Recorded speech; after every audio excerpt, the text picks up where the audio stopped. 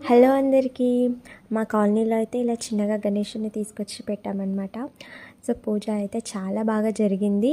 ఇంట్లో పూజ చేసిన తర్వాత వినాయకుడి దగ్గరికి వెళ్ళి అందరం కలిసి హ్యాపీగా పూజ చేసుకొని ప్రసాదాలు కూడా తినేసి అందరం కాసేపు చాలా హ్యాపీగా టైం స్పెండ్ చేసాం. మా పిల్లలు మేము అందరం ఫుల్గా ఎంజాయ్ చేసామన్నమాట.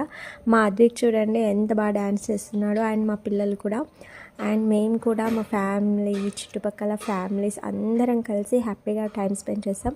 మా డే 1 అయితే ఇలా జరిగిపోయింది.